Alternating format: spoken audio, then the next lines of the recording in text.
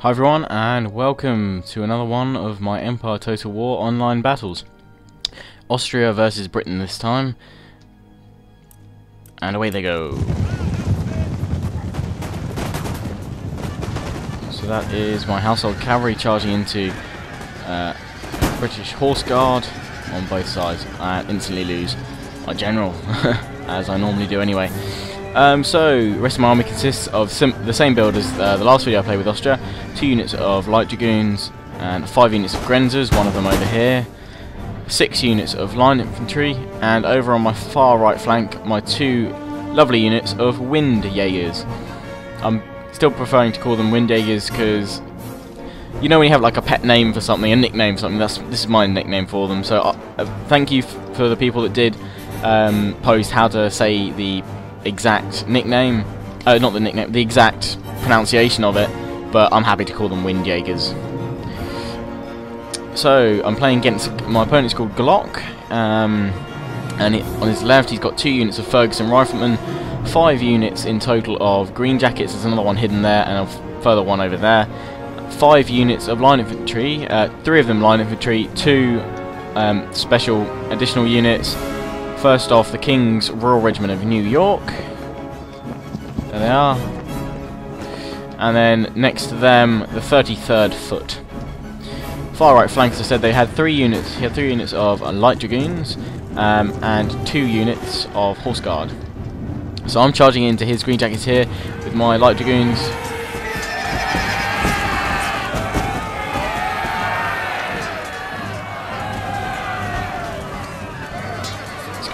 Fighting here, and he counter charges with his dragoons. You can see they're charging in here.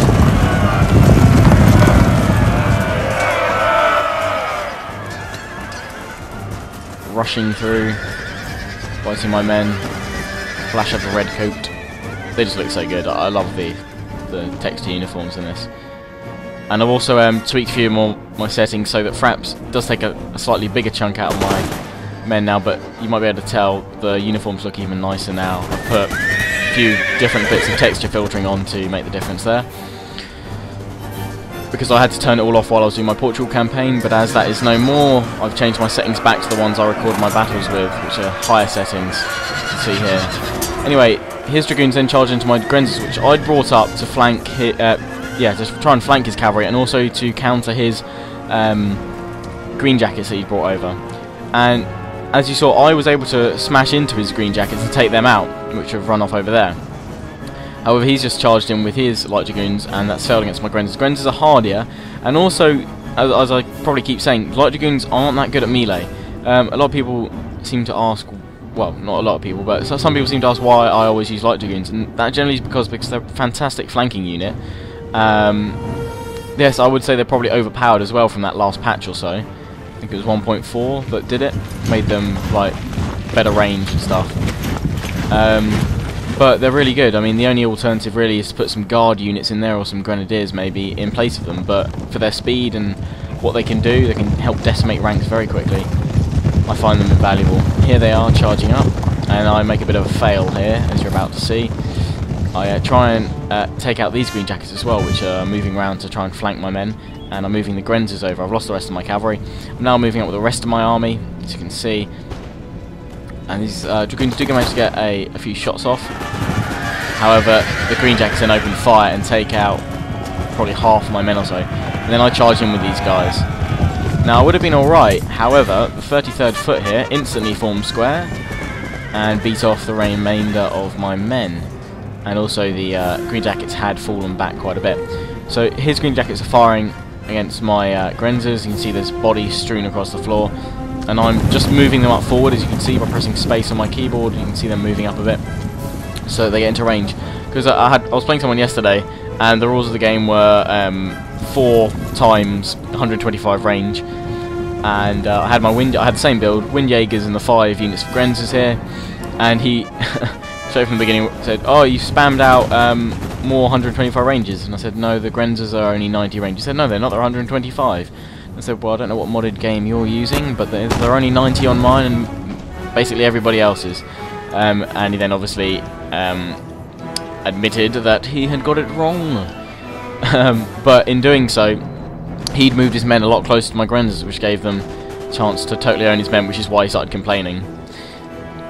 And I'll defend these Grenzers, people that say, oh, you're just spamming out light infantry. Well, most people have a similar setup as Glock. They have, or I do anyway, you have a good front screen of light infantry to help screen the rest of your army. So I'm only doing that with the Grenzers because I don't have, I can only have 2 125 range units while playing as Austria. People that play as Austria will definitely know from experience that you have to have them, I'd say, to back them up. So I haven't actually done much with my Windjägers so far. He has actually just decimated these guys over here though, taken out 15 of them with his Fergusons. Now, some of you guys are thinking, well, why has he brought Fergusons? Or, well, I didn't know this anyway, for quite a long time. I've known for about probably a few weeks now, a month or so, when I started looking into what the Fergusons and the Windjägers, what the different stats were and stuff. Windjägers, I've said before, fire around every 4 seconds or so. Ferguson Riflemen, they cost more than Green Jackets. They have a slightly lower stat on one of their points as well, I think. But they fire every 6 seconds, whereas Green Jackets and other 125 range units normally fire at every 8 seconds. Or just about. Anyway, on my far left, his right, he's charging in with his 33rd foot, and I watch this charge coming into these guys who are just equipped with sabres, most of them bayoneted straight away. This guy going straight for it, and I wish they'd put the animation to bring his sword down properly, because he just always just disregards. He doesn't swipe straight down, which would be really cool, I thought. So now his 33rd foot smashed through my line and taken out the Grenzers quite happily. I've got another Grenzers unit over here, which that Grenzers unit was one from the line that I moved up. This is the original that was flanking those Green Jackets, I think. They're facing the wrong way, but I'm going to bring them back into the battle soon. Anyway, my line infantry are now able to fire on the flanks of the 33rd foot, and I'm also moving them up for a better angle. He sees this and pulls them back, reform. Slightly darker red coats here than the normal standard line infantry, and obviously the rest of his men here are actually getting shelled by the shots that miss the Green Jackets because they're knelt down. So the Grenzers obviously, but these shots fly over their heads or around their shoulders and hit the infantry behind, which is why you should leave a good space behind your men. You can see my men going along here, they've lost around about 20 or so men from each regiment, but you should probably keep them further back, but then you obviously do leave yourself open to fast lightning charges, as it were. Now over on the far right, we'll just see what's happening to these Windjägers. He's decimated one of mine, managed to make them rout by charging with his Ferguson Rifleman. However, he's left us completely flanked over here by this unit. This unit of Windjägers managed to flank this Ferguson Rifleman unit, which is running tail between legs off the map. Go back over here. These guys doing what they do best, which is decimating enemy lines. And they've made them shatter. Job done. Over here, I've started my gentle flanking maneuver, which I try to do in most battles. General tip for people playing Empire: flanking will, if you've got the men and they're still in good morale, flanking will out mostly any tactic, because once you start crippling the lines and crushing in, you'll see what I do shortly. Once I take out this unit, the whole rest of the line starts collapsing. So anyway, I've moved these guys up here to start a flank on this side, taking out 33rd foot, or what remains of it. Grenz is also firing on them, and here I moved this unit up to take out some of the Green Jackets which are moved behind. Now here, I wouldn't have moved the Green Jackets back here, because as they're kneeling down in light infantry doctrine, they're likely to shoot through the backs of the line infantry. If possible, always keep them just in front. I don't have any Grenzer units left in the main line, so they've all fallen back, but as you've seen, I keep them just in front of my men when I move up close with the line infantry, so both units can fire. The Grenzers and light infantry kneeling down, and the rest of them standing up. So this line infantry here, taking pretty heavy losses from the Green Jackets and the volleys from the enemy line infantry. They're doing alright, they're doing alright. Reloading right now. And so the flanking process that I was talking about earlier can now begin. Move this unit up here, and this will basically crush this whole line if it doesn't already start wavering, which it already has done. Once that's gone, it's only a matter of time. I could have, if I wanted to, probably move this unit up sort of that angle with where my mouse is, and it would have taken out these two line infantry units as well. The Grenzers did do a fantastic job getting through all the Green Jackets and the line infantry behind. These Grenzers still holding up here, quite happily. If you're wondering how I get those green dots to show where the unit is, just hold down your spacebar button in game. So I'm moving my line infantry units up here. Go for a closer view here, and they're going to fire into the line infantry. I'm going to go see the damage it does on these guys. These guys' first ranks knelt down. There's only in 2 ranks, and this is where he decides to charge in because obviously he sees me trying to flank round, tries to make a break for it. This unit doesn't make it because they're only walking rather than running.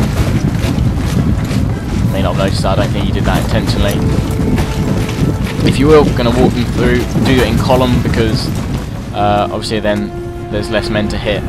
Anyway, he managed to get into a charge here with his men. My men counter charge, and you see the chaos it causes down this line. Over here, his last unit here is being hit by the Windjägers. That unit's routing, and so is this one. And that's about it. I'm just about out of time, so I hope you've enjoyed. Please comment, rate, and subscribe.